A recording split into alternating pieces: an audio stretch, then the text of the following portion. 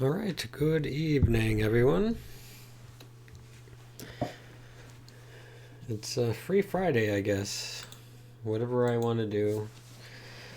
And what I want to do, not that I don't normally do what I want to do, but I may do some reading, who knows. But certainly I'll be sitting here just chilling with a beer of my choice, maybe a couple. And yep, just hanging out with the boys. I wouldn't want to go to a bar though. I'm not really into the social scene. I can't really do that. I don't enjoy that. Not like some other people.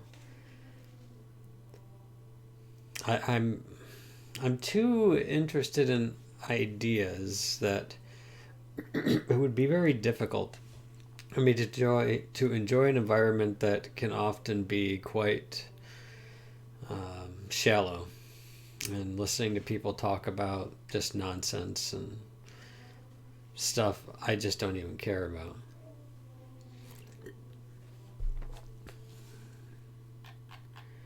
That happens. All right, let's get the zooming out of there. There we go. Autofocused, removed.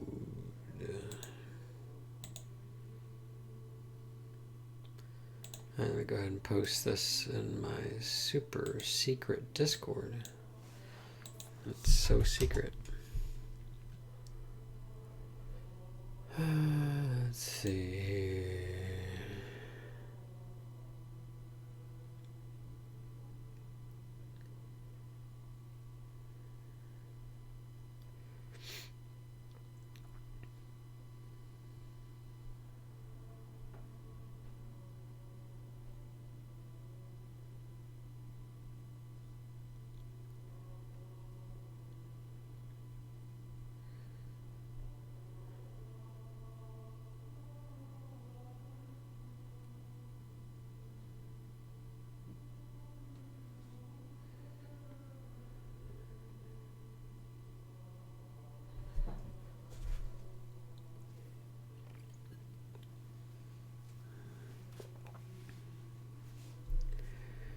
Let's see.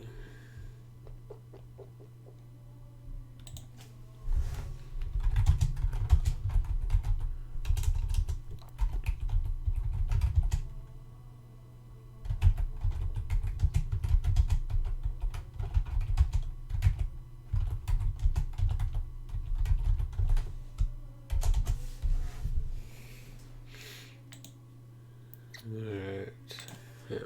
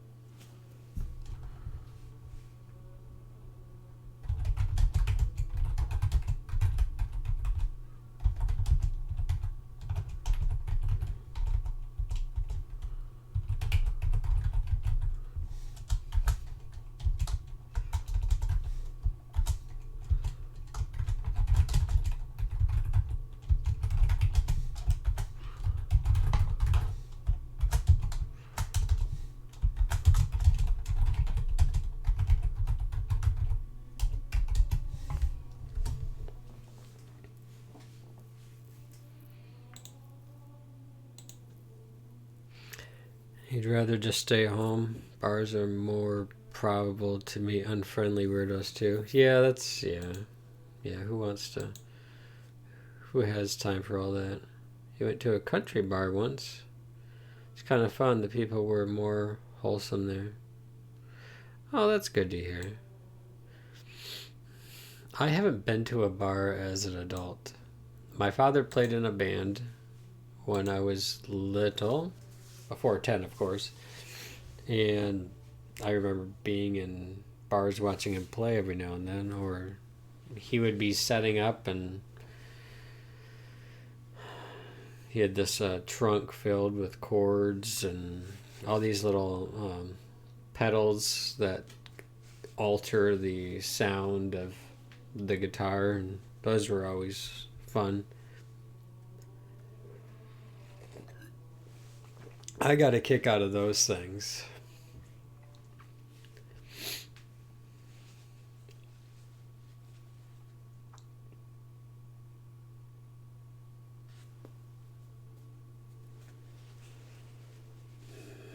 He mostly played country and some soft rock, I guess.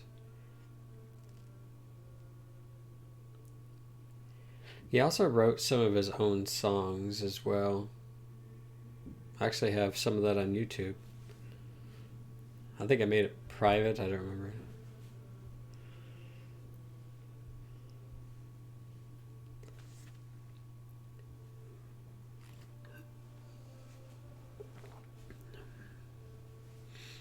I thought it was important to try to preserve some of that music because it's. I did what basically Legacy Box does. I used a GV USB 2 in order to move cassette and VHS tapes to a digital file. Best quality I could get out of them. I think I still have a few others to do, but I don't know, I may just send things over to Legacy Box and I'll probably mess something up because they're super old. They're probably really good about that.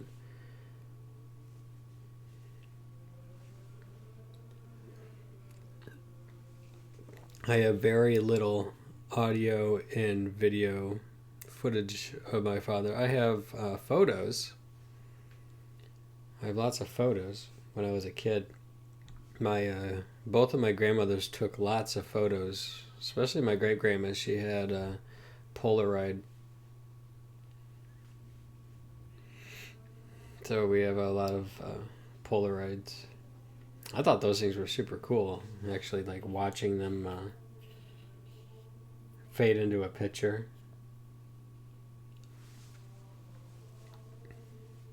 I always found that to be fascinating. That was neat, I think.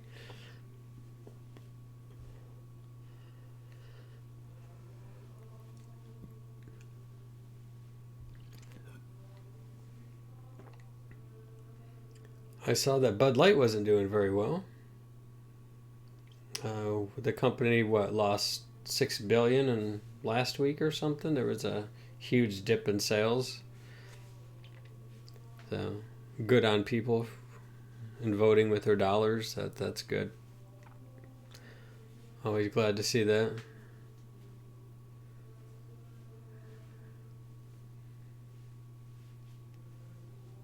Yeah, it might not be a bad idea.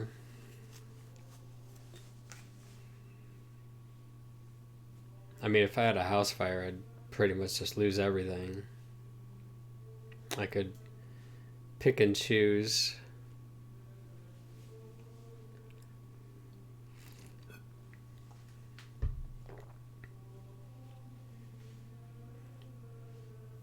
Maybe one day soon, if I can get a job that pays decent, I might justify just sending my stuff. And I hope it's not going to get lost in the mail, because who wants that? Because then everything's just gone. I don't have a working VHS anymore. A VCR. Unfortunately. A tactical nuke at their foot. Yeah. And I'm going to guess that the woman in charge of marketing who caused that $6 billion in sales drop will not be fired. If I cost a company just $6,000, I'd probably be let go. Of course, as a teller, I balance to the penny, so I'm pretty good at that. But man, if I was the cause of losing that much money,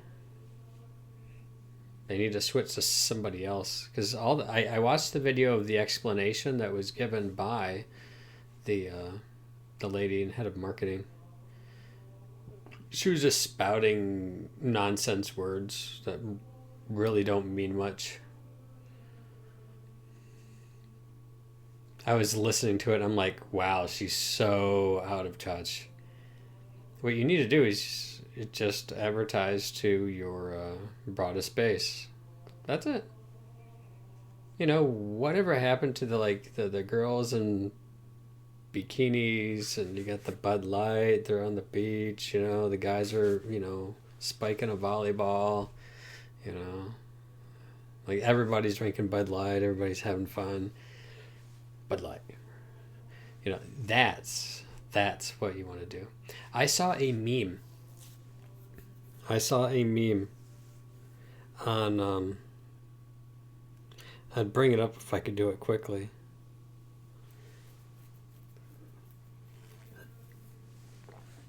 Maybe I'll post it in my Discord when I get around to it. But somebody did a mock-up of a Bud Light with Vera DeMilo on it. The character played by Jim Carrey in the In Living Color skit. And I thought, you know what? If they would have put Vera DeMilo on Bud Light cans, they would actually sell more. They would probably it would be so funny and amusing that they would probably boost their sales for a while. Now that's thinking. They should hire me to be part of the marketing team. And they should give me $1 billion for my troubles.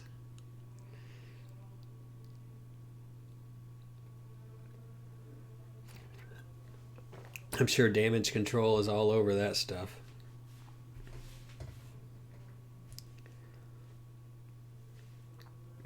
I don't know all the details of all of it, but yeah. It's kind of, I think, important for people to sell beer and do it well.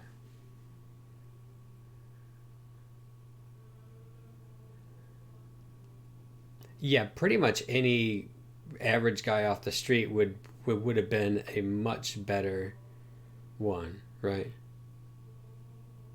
Yes, right now it's Bud Light in this nice green bottle. Though I do admit that I tried Samuel Adams because someone in chat recommended, I forget who it was. I tried it and it was too strong of an aftertaste. I'm like, I really like Heineken, you know? You I really like Heineken for some reason.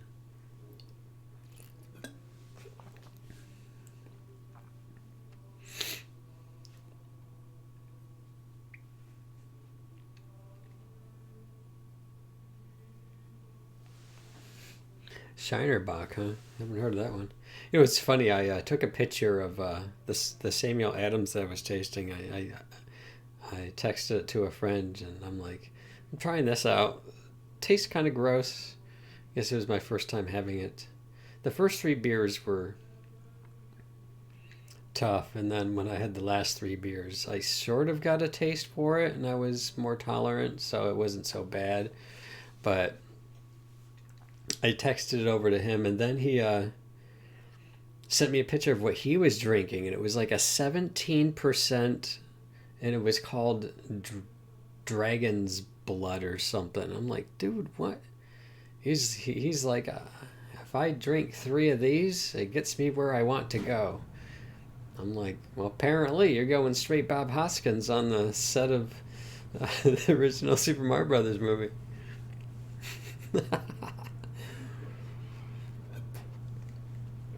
That's too much there.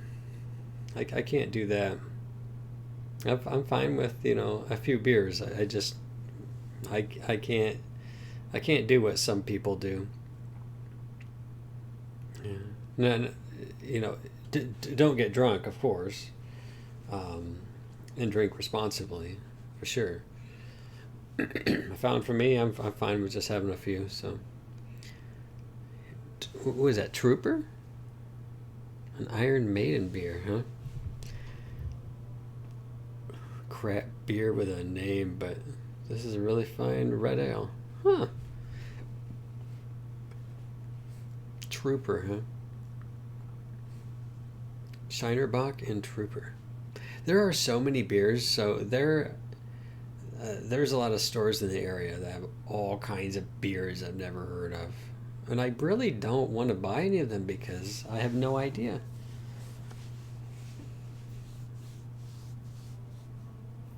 You just never know. It'd be nice to just go and buy like a pack of 16, but have it be like a variety of different stuff from different companies.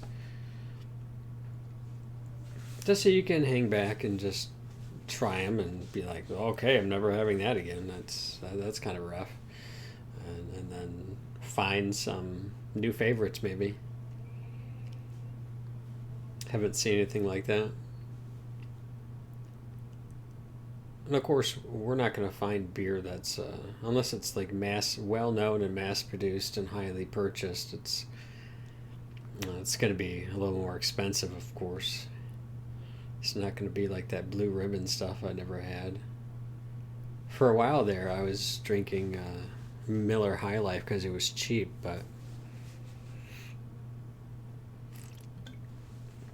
I switched from that to Busch, and every now and then I'd grab a Budweiser, and even more seldom I'd grab the Heineken because it was more expensive. It asked your grocery store in Florida to special order Shiner, huh?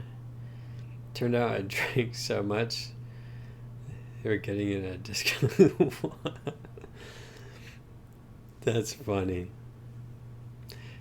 Hey, that's if you go into a store, yeah. So there's this ice cream I like, and there's a store right down the road, and they were carrying this one particular ice cream.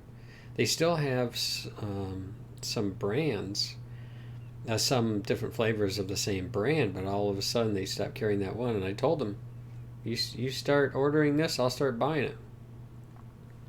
I haven't seen it yet, which I think is too bad.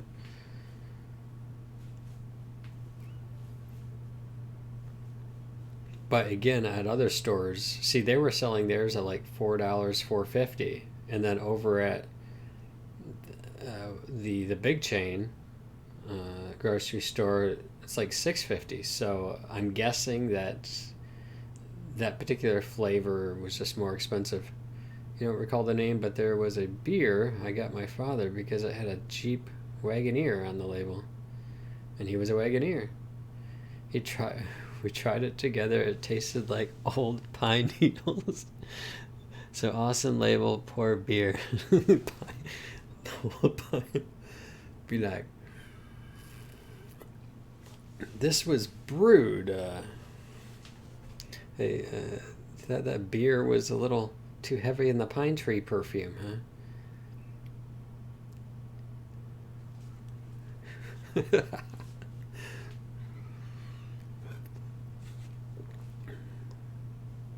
And maybe they threw some old pine needles in there. Who knows? In the gas tank of a Wagoneer. Yeah, yeah.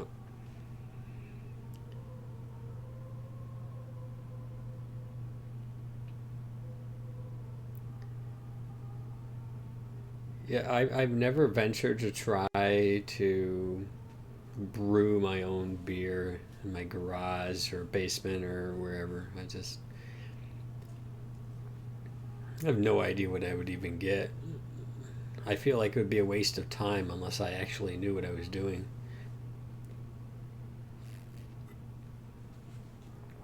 MrBeer.com.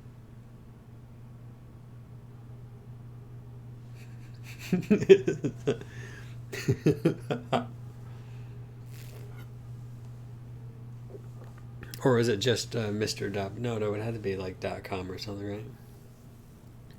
Stored in a pine barrel. Oh, okay. Beer out of Wagoneer gas tank would be cool though. Yeah, I'd be like, I got there's kind of like an aftertaste here. What is that? Did you clean out this gas tank before you brewed your beer? You know, now that you mention it, I don't know, but enjoy.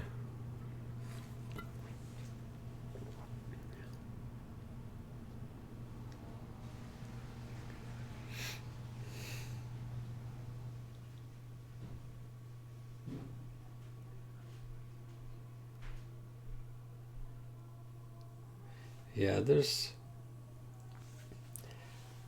I haven't had a lot of beers. I could probably name off the beers I've had. There's so few. Okay, so I guess since I don't have anything else to talk about at the moment, the founder brewer status. When you find a Wagoneer, you're obligated to take a photo of it with all day IP. Uh huh.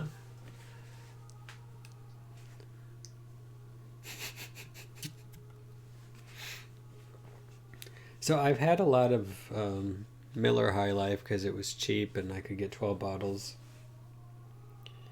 So I've had a lot of that. Of course, I've tried um, Bud Light and I've tried. I've had a lot of Busch. I've had some Budweiser. I've tried some Killian's.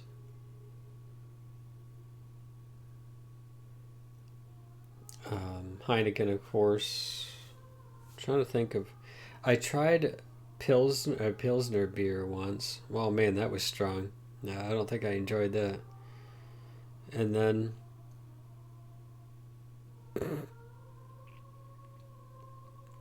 Wagoneer game for here, folks. And then I tried mm,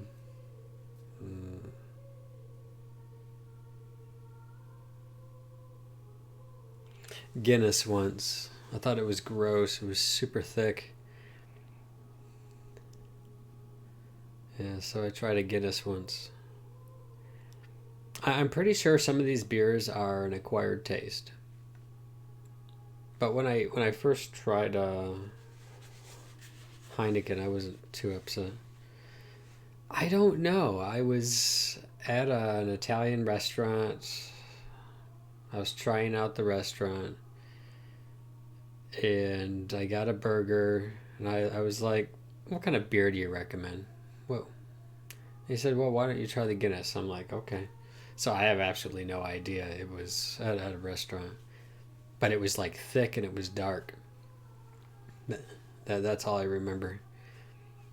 And I wasn't super happy about it, but I think I finished it.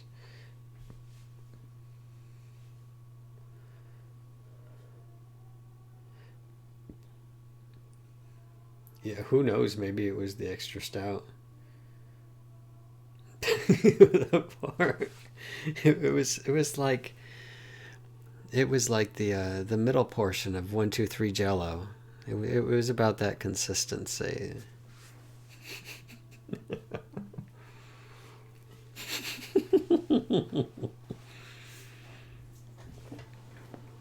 Laughing at my own joke.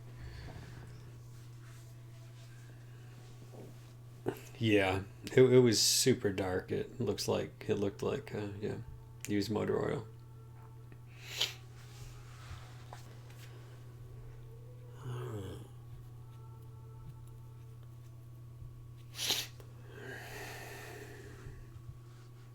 Guinness Jello. I mean that's the whole new meaning behind Jello shots. What is a Jello shot anyways? It's like Jello but made out of alcohol. They like take alcohol and then they put Jello mix in it and then they what cool it and then you just eat it. Like Guinness Extra. Oh, I do. Okay.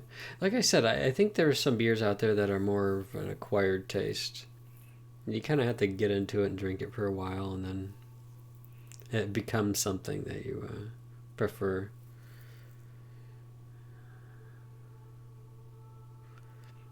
Oh, okay. Yeah, I just know that it's a thing.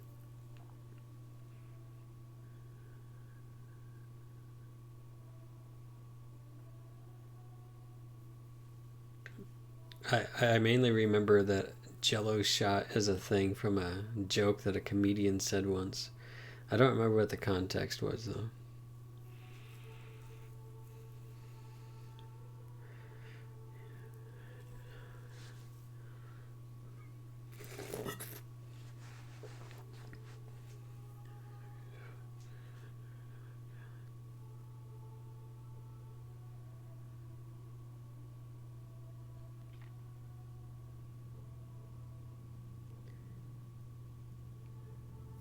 Drinking game jokes? Jokes. Well, I've heard of like drinking games, like Crowder on his show sometimes.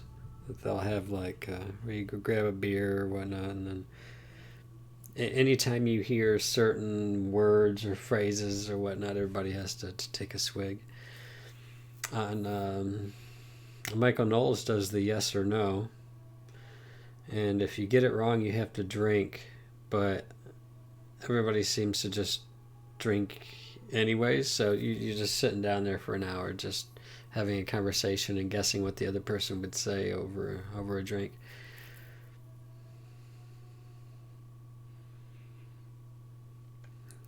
Yeah, I don't know about shots. Yeah, I'm not a real hard liquor person.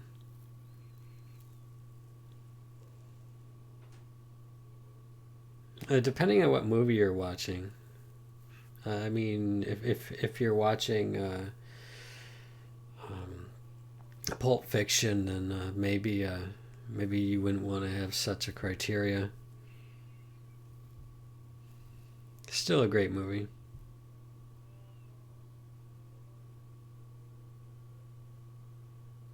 You know what's interesting? When I was a teenager, my mom got me a shirt that said that.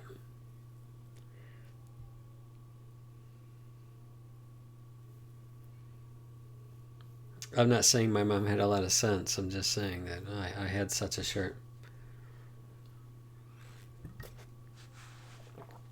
No filter in my youth.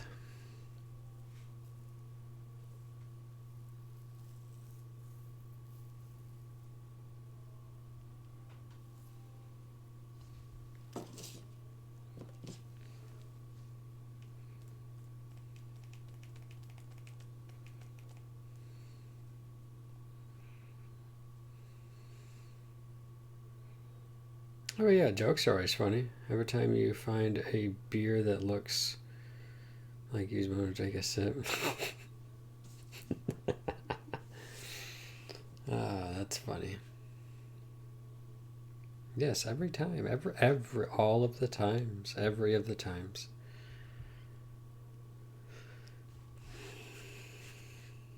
I've never actually had a group of friends over where we just sat and had a couple of beers.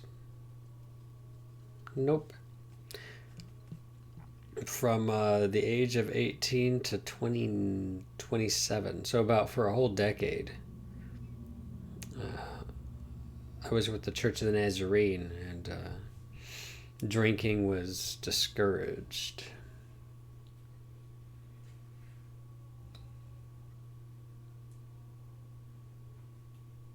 But then people point out to you like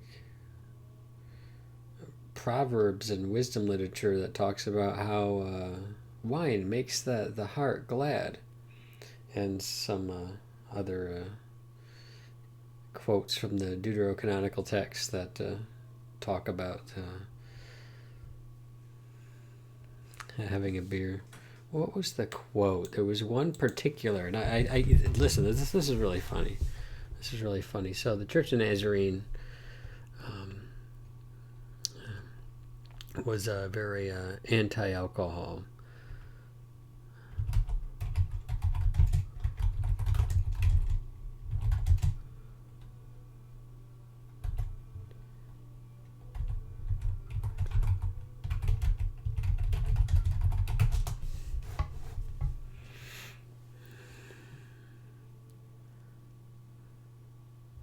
maybe it's in Sirach.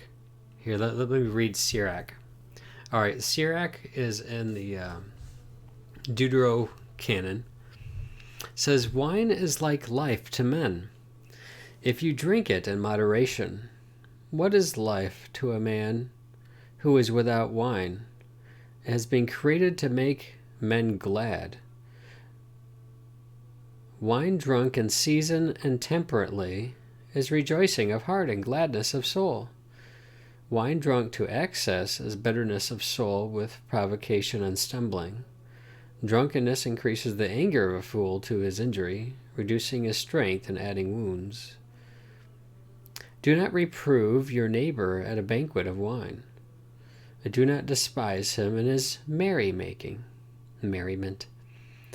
Speak no word of reproach to him, and do not afflict him by making demands of him. You know, it's so interesting. So with a verse like this, very explicit in the Deuterocanon, so for, say, the... when I became... Oh, yeah, this is... Okay, so I was having a conversation. I was still at Nazarene Bible College, and I mentioned to some of the Bible students there, and I said, you know, this whole thing about wine. I said that this is really just a Protestant thing, where there are certain Protestants that just preach against wine and beer and alcohol and all this sort. Oh, yeah, see, it's from the New Testament itself. So one of the arguments about, say, so Jesus' first miracle was turning water into wine. Right, and so not only that, in the story it says, normally when everybody has had enough to drink, they bring out the cheap wine. But you have saved the best for last. And I thought to myself, interesting.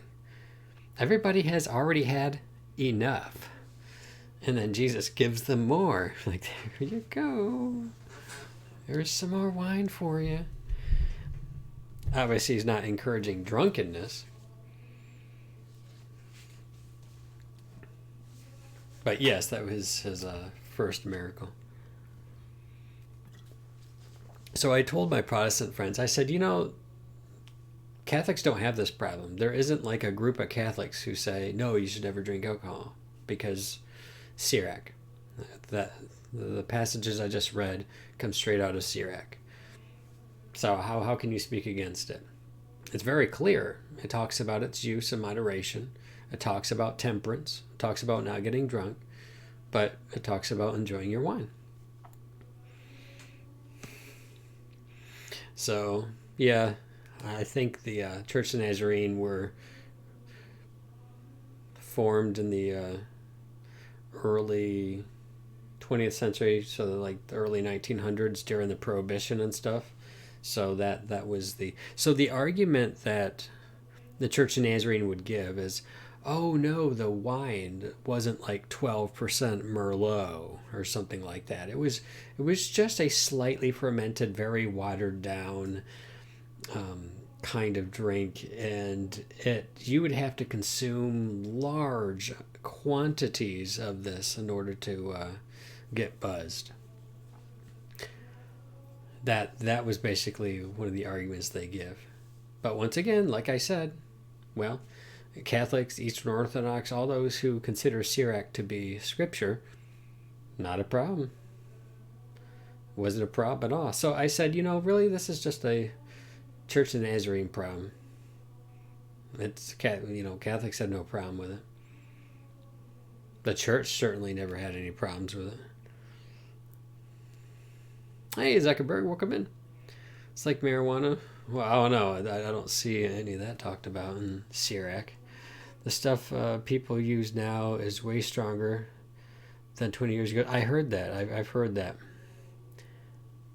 So there is, of course, something to be said. Yeah, I don't think they were drinking 12% Merlot. But again, I don't think it was so watered down that it couldn't really constitute wine at all during biblical times. I'm pretty sure they knew how to ferment their grapes. But yeah, most certainly we have, in a way, perfected our distilleries. And that's the right word for it, right? Or is that only for the, I don't know, breweries? Yeah, maybe the term is brewery. There is something to be said for that.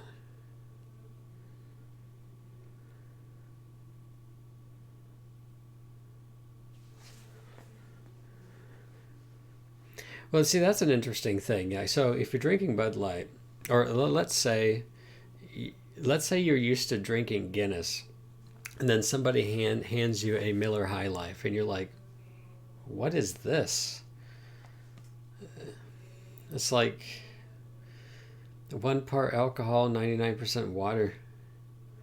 It can be that way, especially if you're really used to a beer with a strong aftertaste, and then somebody hands you like a Bud Light or something like that. It's just, where's the taste?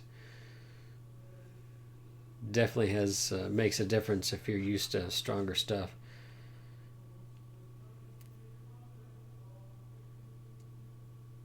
Oh, absolutely.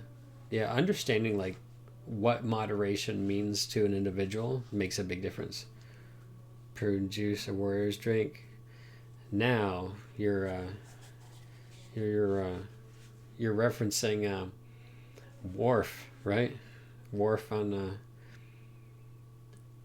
well, he was on Deep Space Nine, and then before that, the Next Generation. But yes, you still get that emote. That's awesome. Yeah, it's just such an awesome episode. Some of the early classics. That's from like season one, I think. Dousing the pain. Well, I know we talked about it, but I really wanted to have some Heinekens tonight, so I grabbed a Heineken from the store. I know we talked about it, but I got a taste for it and I like it. Oh, it's from season two. Okay, I I was close. I knew it was really early on. Yeah, I remember when I was doing the what were they calling those when you other people who had Prime could view at the same time, watch parties. Yeah, watch party. That's it. I remember. I think we made it through the first season with a watch party. I think the downside of it was some people just didn't have Prime and they couldn't participate. You never liked Bud Light? I don't. I can't even remember the last time I purchased a Bud Light. Like beer mixed with dirty mop water. Huh. And that's not getting a bad batch. That's a feature, not a bug of the beer, right? Yeah, yeah. For some people, Bud Light is their beer. It's theirs, right? It's their go-to. It's what they get. And I mean, it's when you look at all the different beers out there, it's well priced for what you get, I guess.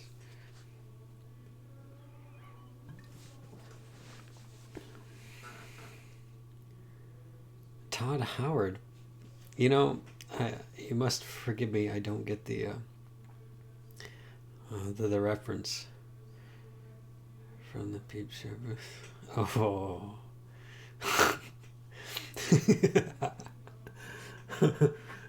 Yeah, that's a bad Bud Light right there.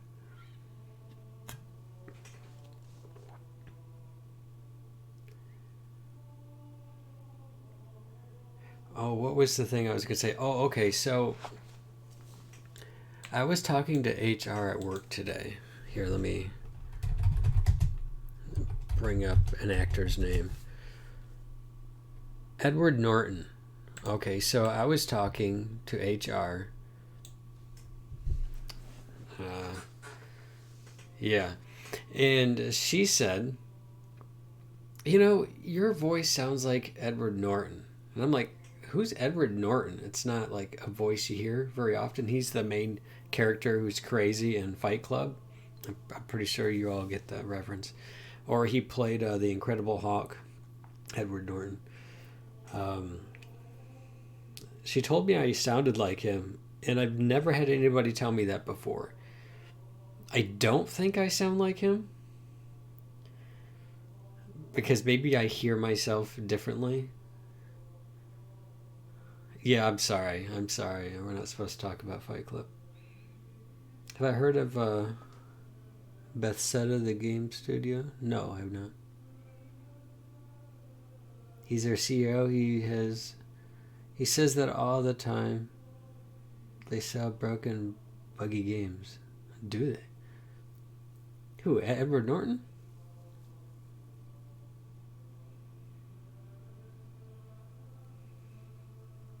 Keystone Light. Oh, is that your favorite beer there?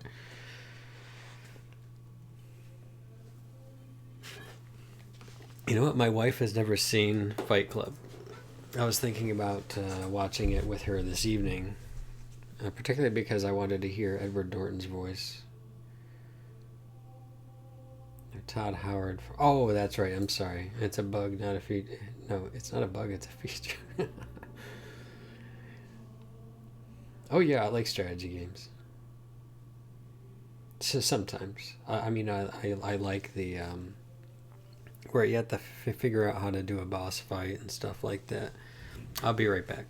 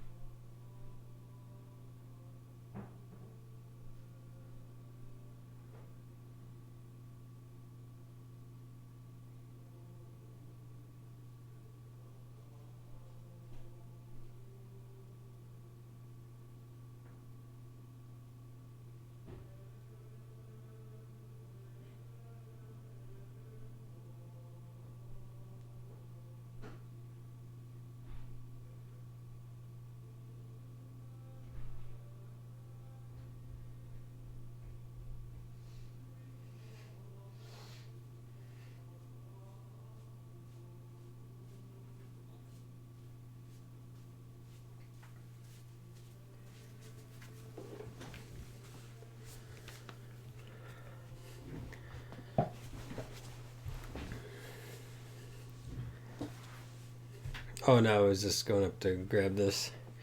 See the this is froth. Is that what this is called? Froth. You ever seen the movie Young Einstein? He's the one that put bubbles in beer or something. A long time ago, I saw that movie.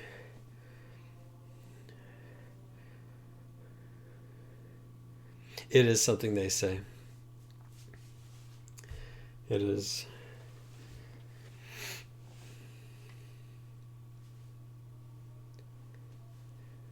Yeah, I thought it was a decent film. I watched it because I hadn't seen it. Some people said it was good.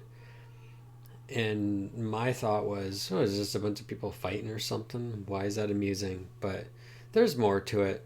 And I like some of the twists and things in it. So um, I was fairly pleased with the film.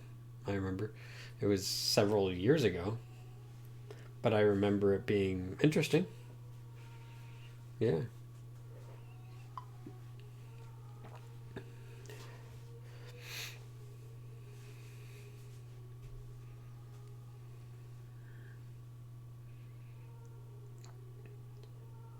Yeah, but I thought it was weird because I never had anybody tell me before I sounded like somebody else. And then after thinking about it, how? Like, how do I sound like this person?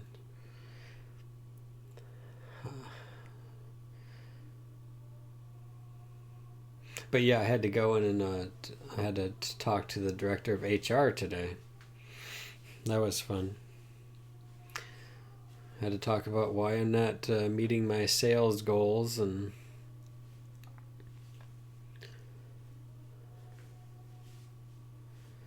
sales goals are hard. They're tough.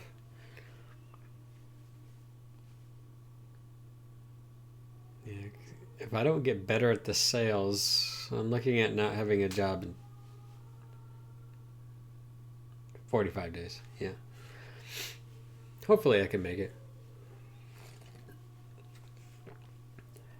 But what's nice is that I could be written up twice, then I could meet my goal and it resets. So I could get written up twice, reset, written up twice, reset. I could have like 50 write ups as long as on that third month I can meet the goal and reset.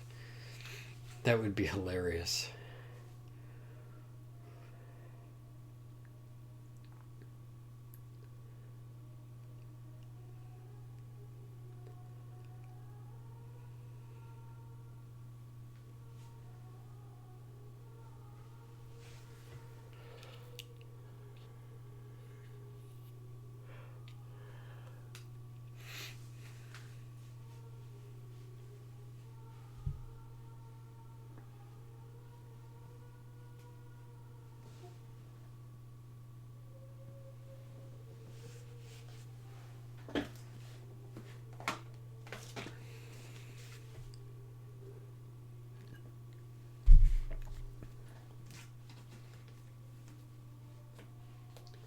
I don't know what to talk about.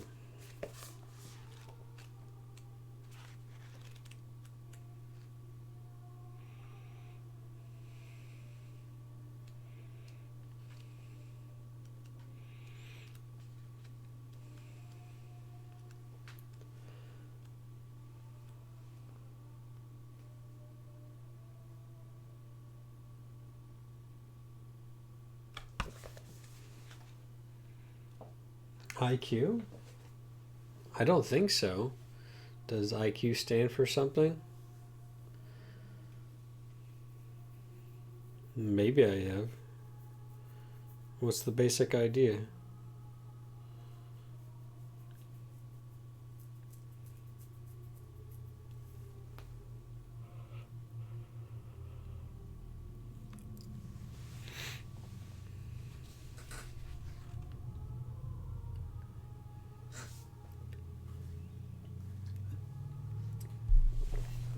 I've seen a lot of movies, mainly 80s films. I grew up in the 80s, so I watched a lot of 80s films and 90s films. But I haven't seen a lot of the newer films in the last 20 years, I don't think. I have a tendency to want to rewatch some of the things I did watch when I was younger.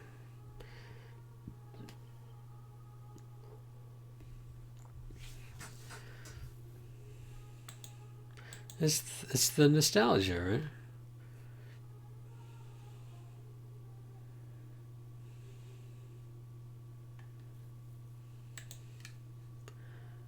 It's the nostalgia.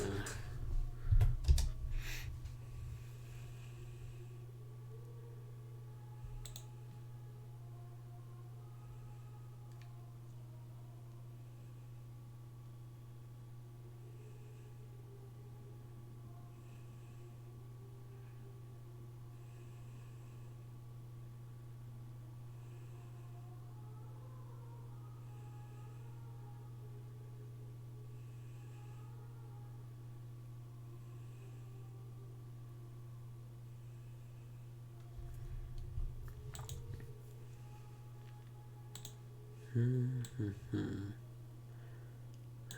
Is it a film that you recommend that I watch? IQ. Here, let me see. Maybe the picture will.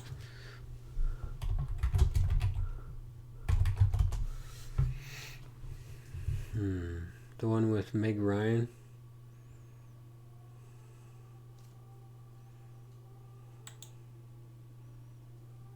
Check the Internet Movie Database. You know what? I think I have seen this. Well, I have seen a movie with Albert Einstein.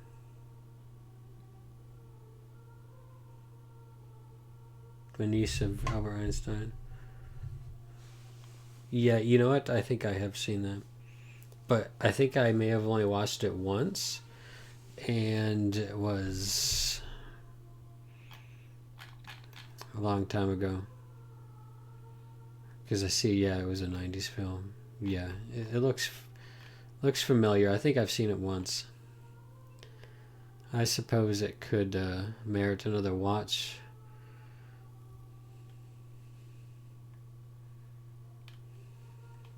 Got Meg Ryan in it. It's a rom-com, huh? Makes sense.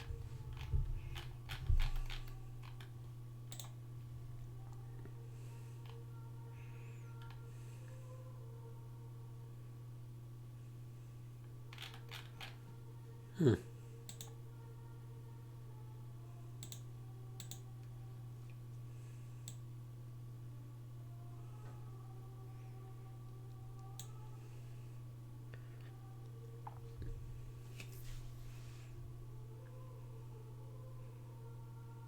Yeah, it was in the 90s. 94.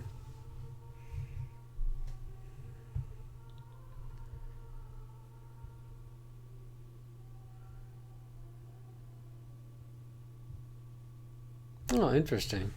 Yeah. I'll keep that one in mind. Could be I think my wife would appreciate a good romantic comedy.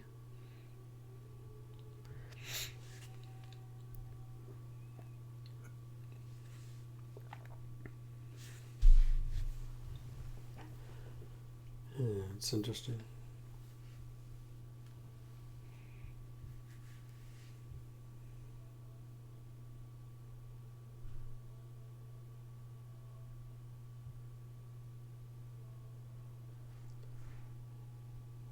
I'm certainly a man of many words.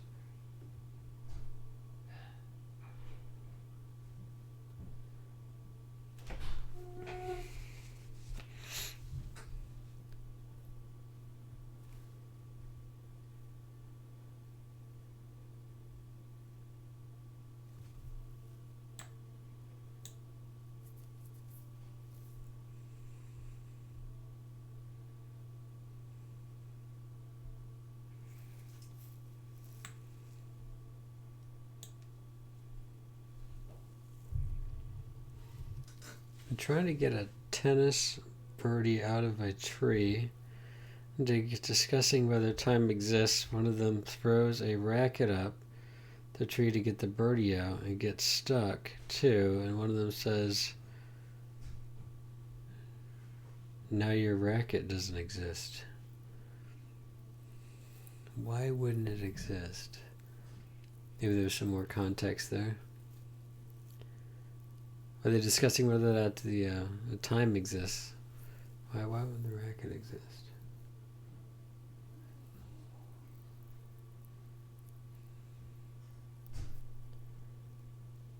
It sounds like it'll be a fun one. I don't think my wife has ever seen it either. There are some films out there that are more obscure. They're good, but not many people have watched them. Like in the 80s, there was a film called Night of the Comet. Not widely watched, I don't think. But I thought it was a decent one. It's still fun to watch every now and then.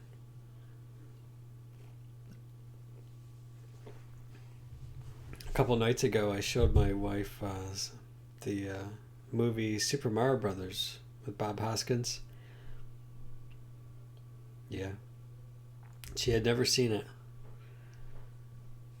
It's kind of cheesy. It's supposed to be for kids. Though the whole it's supposed to be kids. There was that dance club scene, and there were a person or two in there that were dressed a certain kind of way. I'm like, other than that, it was not bad, because I was watching it for stuff to see if I wanted to show my kids, but that scene, if you're not paying attention, you might miss some of the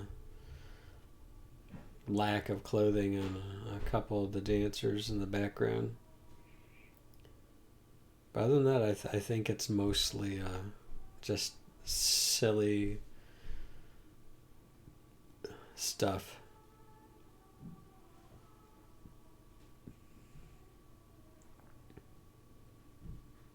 You've never seen it. You know, King Koopa Bowser looks weird, and there's the what country do you think this is? Guy from Ferris Bueller. I'm trying to think of who was in the film that was also from Ferris Bueller. Um,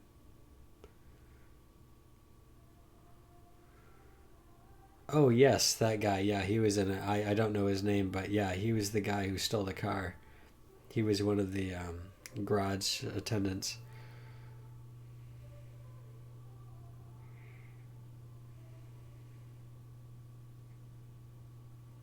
He's like, relax.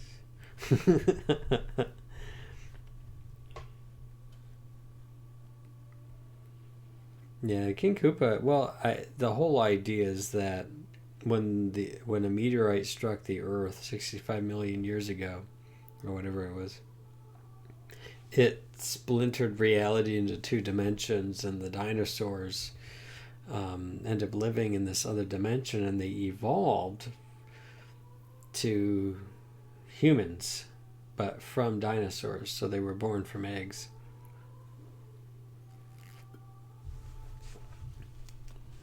Don't ask me how that's even a thing, because apparently the king evolved from like fungus, or maybe he got de-evolved so much that he went from dinosaur to fungus. I don't know. It's weird.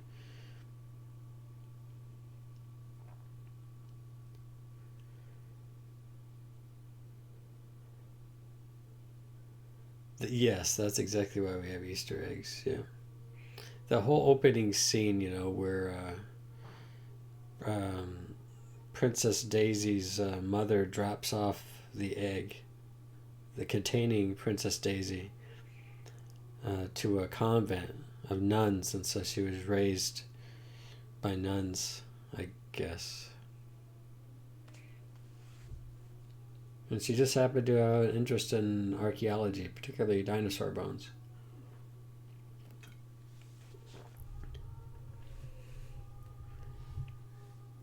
It's a silly movie.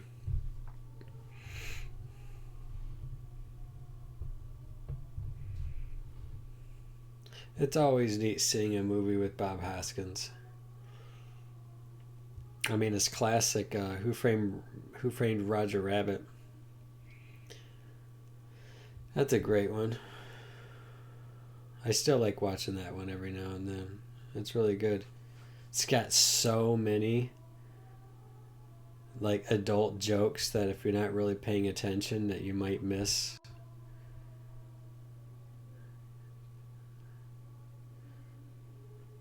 Like one I didn't catch when I was a kid is he's got all these pictures. Bob Hoskins had all of these pictures, and he's talking to like the chief, the police chief, and apparently somebody had just died, and he's like, and he had pictures of somebody who's now dead or whatnot. He's like, do you want to look at these pictures? And he says, no, I already got a stiff on my hands. Just different comments like that throughout the film, that if you're not really paying attention, you don't catch the double entendre. That's what they call those, right? Um,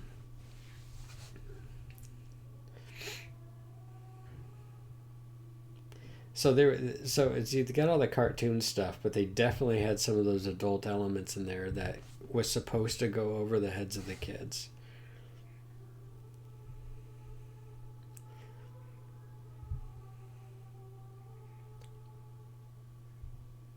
Oh, like for the NES, Super Mario Brothers 1, 2, and 3. I remember having all three when I was a kid.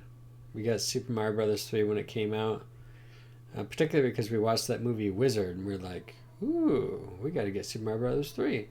They played that in that movie. Played all kinds of things in the movie. Lucas apparently was really good and knew over 70 games. I know all of them.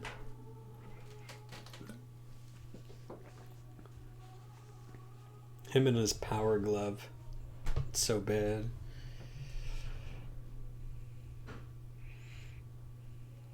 That's one thing I really like about film.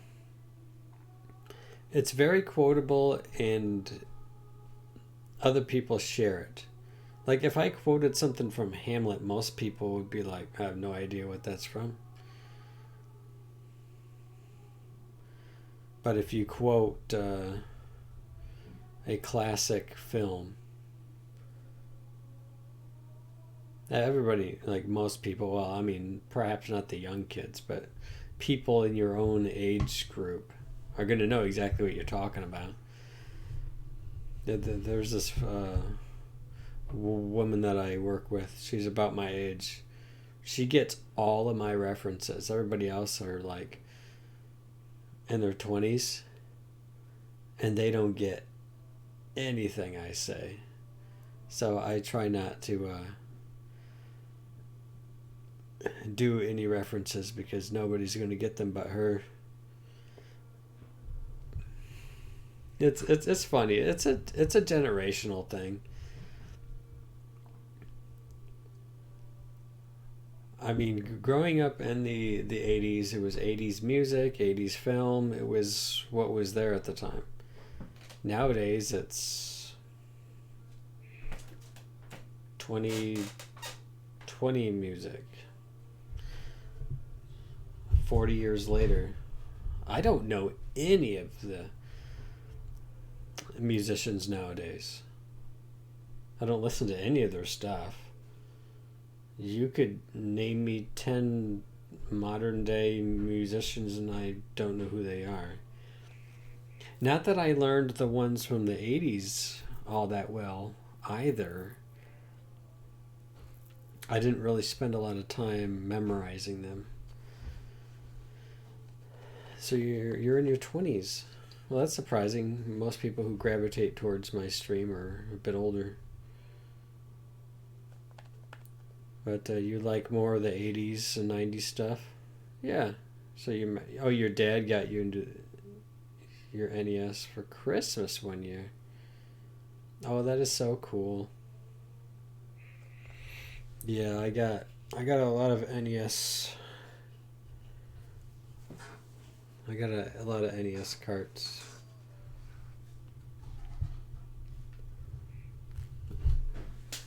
I have a lot of NES over here.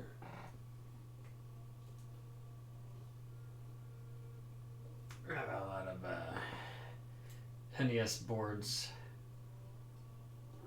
over there. Is that where it was? I don't know. I bought them one day. Is that where we were? I don't know. Going to Sears and buying an Atari. That's great.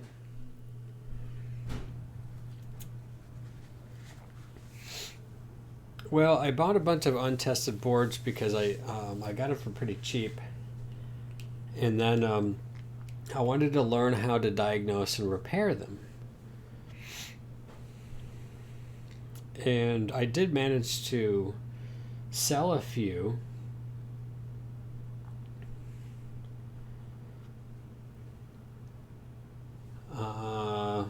But most of them are bottoms and boards, which was fine because I could still use them. In fact, when I originally got the world record on Family Feud, I used a console that didn't have a top on it. I had to test out a bunch of them because the RAM chips could have a default state that was favorable to the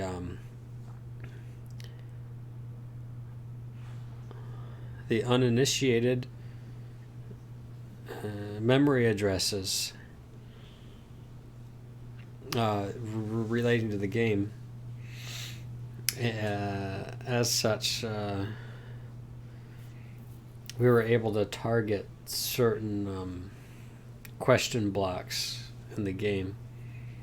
An individual by the name of 3Creepio had the really great ability of analyzing gaming code and was able to map out all of the regions of the RAM that are that relates to the questions in the game. So we found what would be the best questions to get, the shortest answers, and so on and so forth. So I tried several consoles to try to target that kind of stuff. He actually helped me on Who Framed Roger Rabbit as well. If I ever played that again, I think I would have to ask him about what we were looking at. Though I might be able to just copy the start timing. But knowing exactly what frame I'm looking at. But it likewise had to do with a default state on the RAM chips.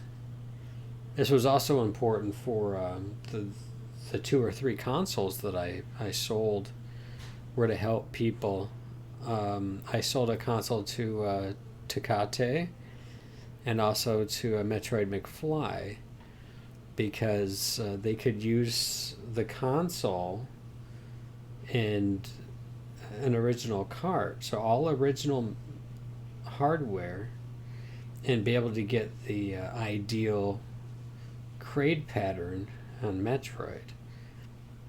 That was, I think, pretty cool. I was able to help them out because before I think Metroid McFly was using a top loader and it was hit or miss for him. I'm like, well, how would you like to use original hardware and actually get it every time? So it was a good deal for him. Not sure what he's doing nowadays. I'm not on Twitch often. You bought a 2600 off eBay a few years ago. I almost got a Sears variant. Oh, very nice. That's always cool. I was bought Family Feud for the NES. Well, I mean, nowadays you could just use what is called a flash cart. I'm sure you're familiar with those. The EverDrive for the NES, you can get all kinds of hacks and homebrews and every NES game ever made. It can be really, really good. You can even get Famicom games. I played Castlevania 3. I learned how to mix the enhanced music from the Famicom cart with the front loader NES, and it turned out pretty well.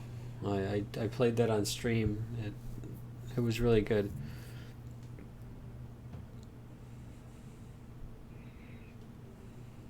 Yeah, I mean, I'd recommend just buying an NES and getting a flash cart and just calling it good.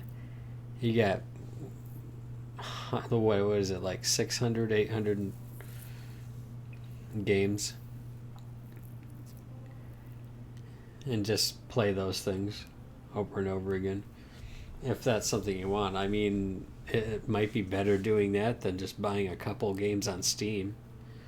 You can play free games too.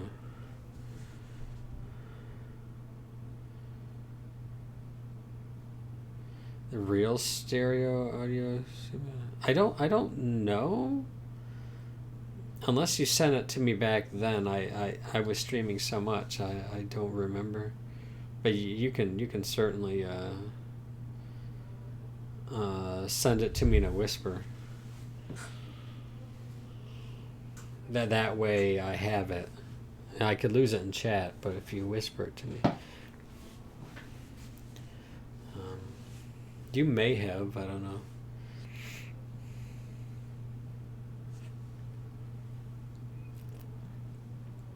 But if I remember the way that it's done with the what is it, pin 3 and 7 of the expansion port,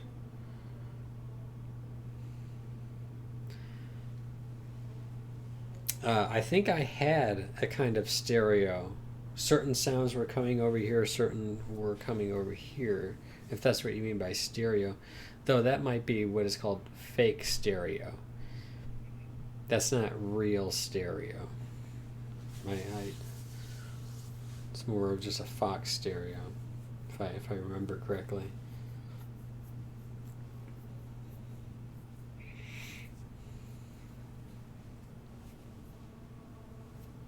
That was certainly fun, though. I remember grinding for the world record in the U.S. version, Castlevania 3, and the Famicom version, the Japanese version of Castlevania 3.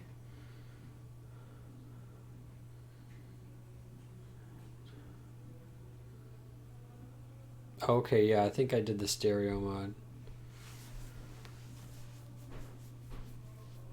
Yeah, I think I did pin 1. I'm trying to remember exactly. Or is it clipping? No, maybe I was thinking about clipping. Maybe I clipped. No, I soldered something. If I remember, I soldered something. You clip and then solder something to pin 1 of the CPU, right? Or am I thinking maybe it's something I did with... No. That's the video mod with a top loader to get to go from the coaxial cable to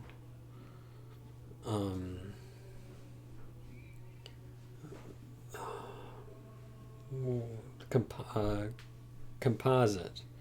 I think that required clipping and then soldering to one of those pins. Yeah, I don't remember me ever doing a stereo mod.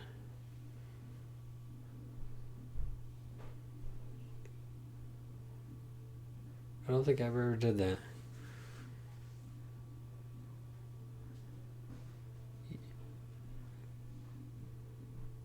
Yes, I snipped pin 40. Okay, that's what it was. Yeah. Yeah. Leave it to you to remember those things. If I'm not actively doing that stuff, I don't. Oh yeah, I love my CRT TV here. Got like a 32-inch. It's beautiful flat screen CRT by Sony. When you were in high school, there was a fair run by students with different activities.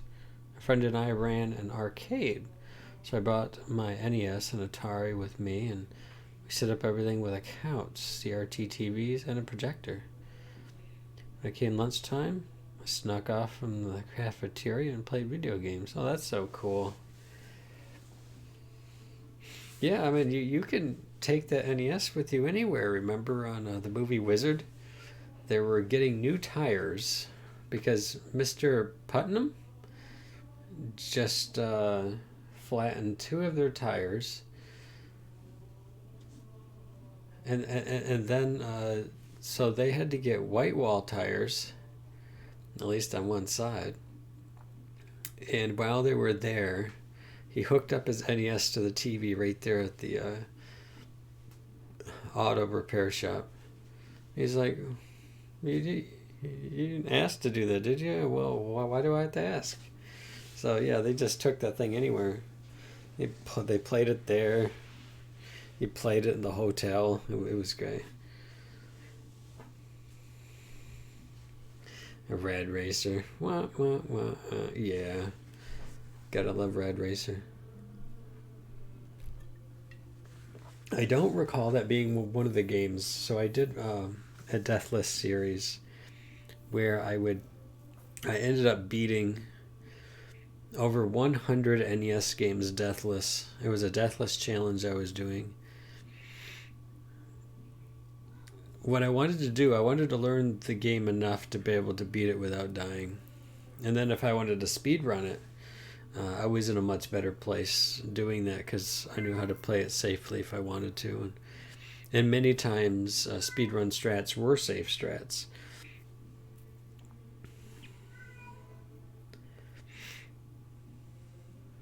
I didn't want to just blindly limp through the games. I know other people had done stuff like that. I called it Nintendo Craze.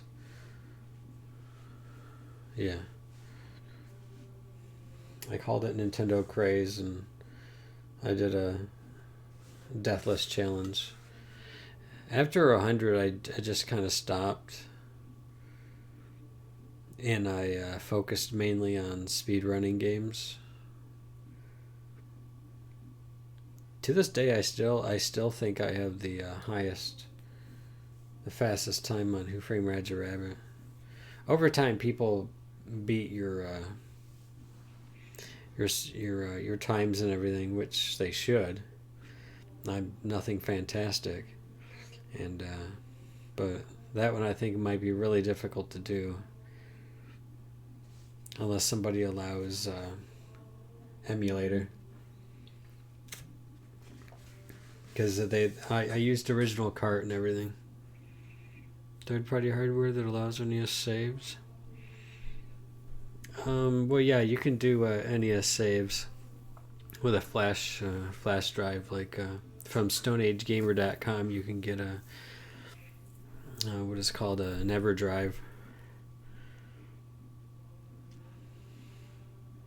Yes, and in fact, if that battery went bad, you would have to get that replaced if you wanted your games to save.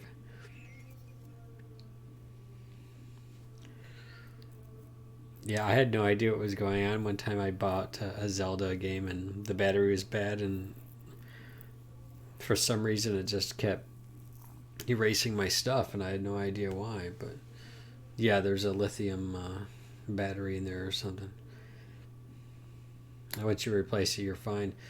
Most people nowadays they just use the EverDrive or a Power Pack. Some people use Power Pack. I like the EverDrive products better, personally.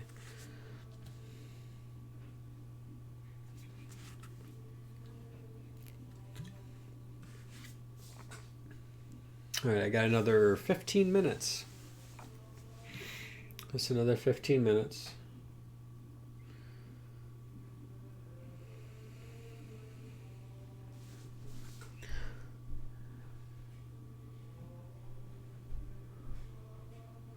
Yeah, let me click on it.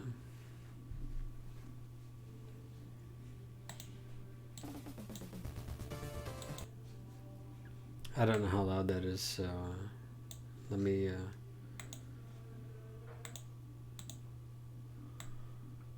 Give me a second to get the sound right.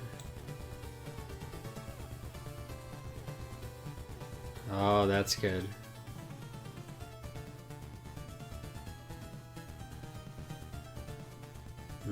Yeah. That's the stuff right there. Oh, I so much want to speed run the game now. Don't get me sucked into that. Just for the soundtracks, man. Gotta love that stuff.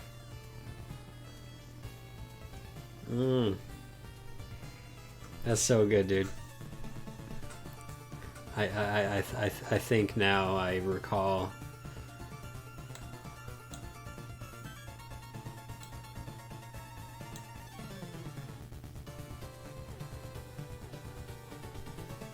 Imagine having the musical genius, right? Imagine having the musical genius to compose that kind of stuff, man. It's just incredible what people can do. I love it.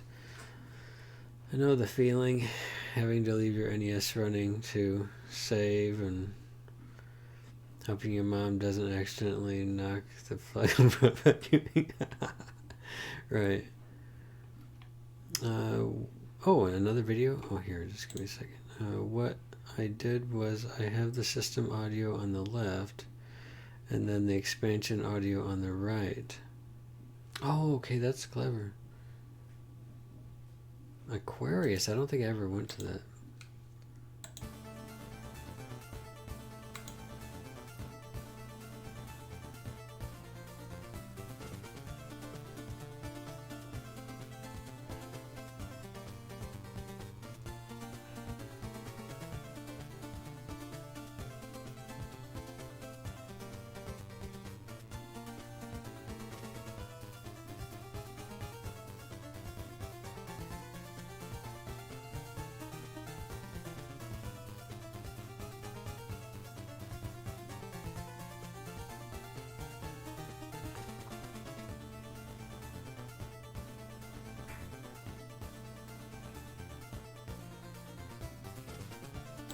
That's so great. Absolutely have to love that. Now, of course, nobody goes to Aquarius. I don't even think. I'm trying to think. I think Aquarius might be required for what is it called, Silva? The Silva. I never played some of the other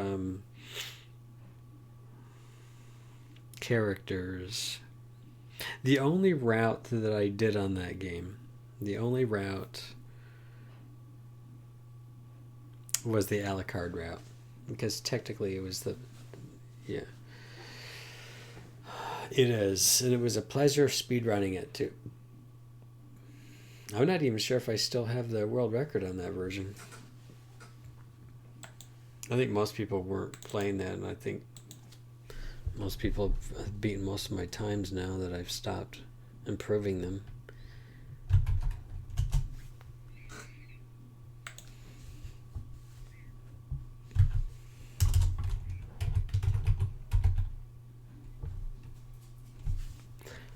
Castlevania 3 Dracula's Curse.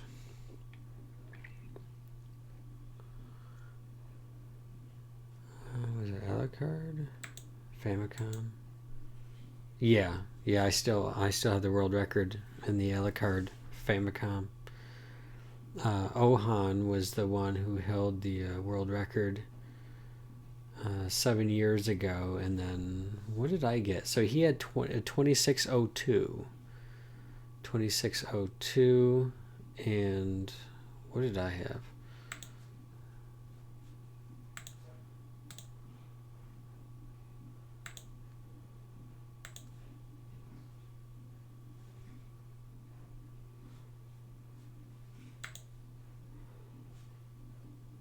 My videos.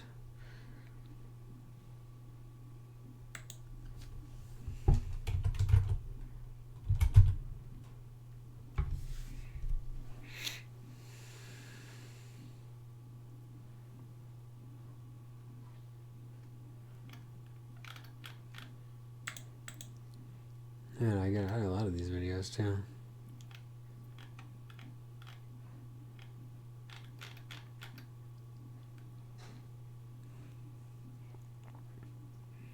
US.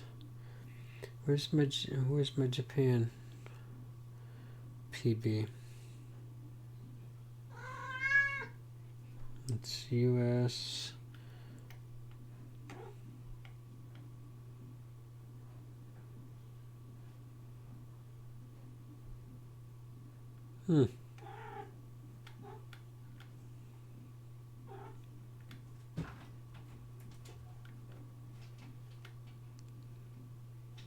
That's because it's not called Castlevania 3, is it? What is it called?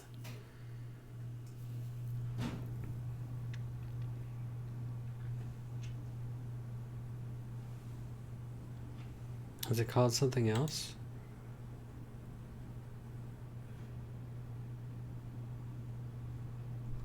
Why can't I find my video?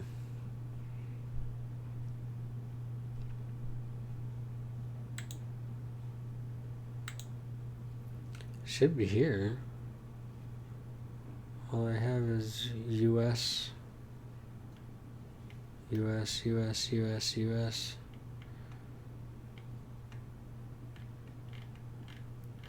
Maybe it's called, maybe the game's, oh yeah, maybe I used that name. Yeah, maybe I used that name because I'm like, where's my run? Where's my world record run?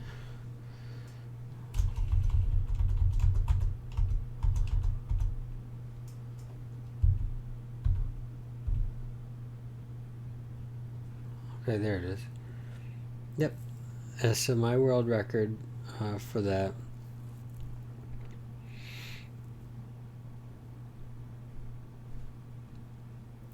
was 25:54. Ohan's run was 26:02. does 2602, so I bested it by about 7 seconds. I beat Ohan by about 7 seconds. It's been a while since I played that. I think it would be really neat to play that again. Yeah, I don't have, like I said, I don't have many world records left, but I still have the best soundtracked video game of all time world record. So I'm pleased.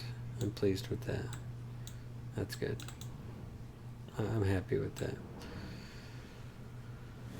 This. That's loud. It's not normally that loud. Why is that so loud?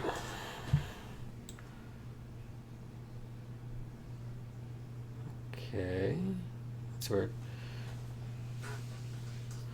How much time do I get? 5 minutes. Well, I get 5 minutes. All right. Thanks for that. I'm like, where's my run?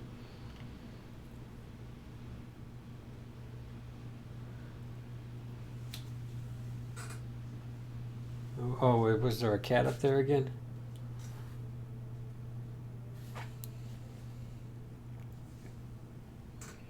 Oh, another soundtrack. Yeah.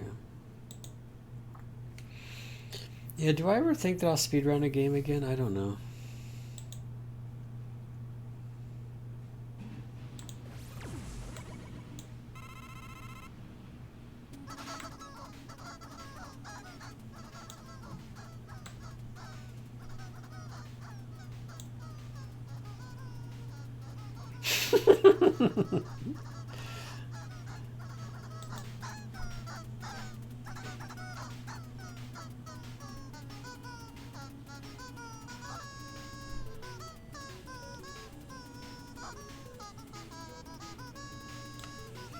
Is that even real?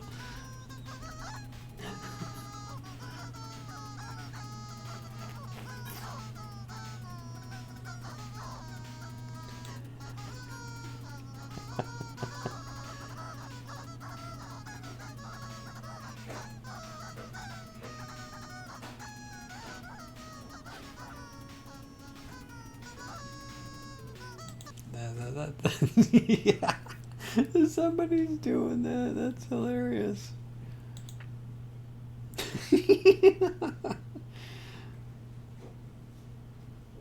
It's very real. Somebody actually took the time to do that. That's amazing. Pepper chicken.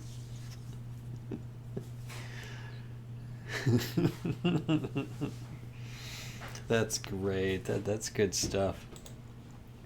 I haven't been playing a lot of games lately. I kind of got stuck on Hearthstone for about a year, and I decided that I was going to stop playing Hearthstone because it just felt like busy work. Like if you didn't play, you didn't get the free resources, and if you didn't get the free resources, then you couldn't even be remotely remotely competitive. And so I'm like, I need something where I can play it, I could put it down for a week, and I could play it, no consequences. So I tried Dead Cells because they had a Castlevania DLC come out. And so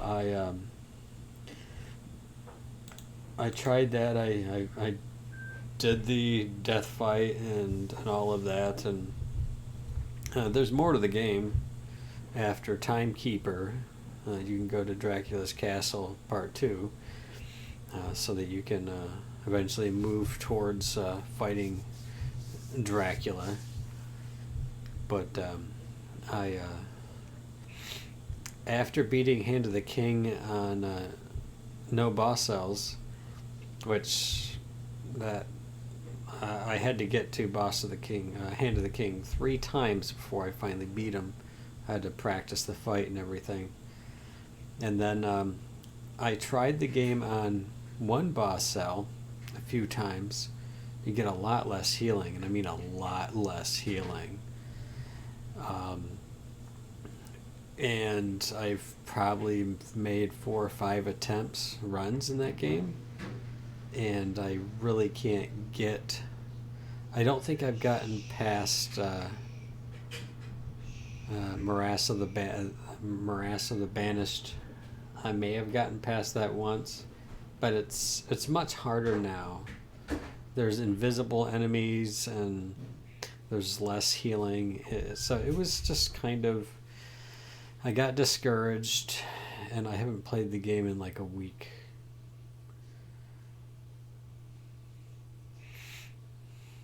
Oh, I might try it again. It's like a Castlevania-ish game.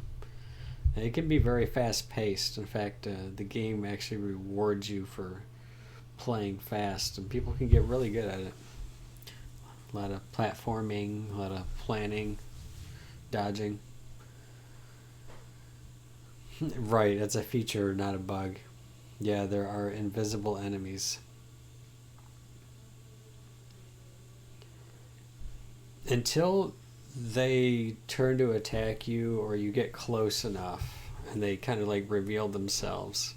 So you kind of have to, if you're going to go anywhere in the game, you have to be ready to dodge, parry, attack, just do whatever you can. You use one of your special power resources to burn it, trap it, freeze it, whatever. But yeah, there's a lot of that in the game. But it can require quite a bit of skill. I've seen people do 5 boss cells and they're just rifling right through the game. It's quite impressive, really. So I don't know. So I moved on. I played that a little bit. I don't know if I want to play it anymore though, just because one boss cell kicked my butt pretty bad. I know certain things change a little bit when you get to 3 boss cells.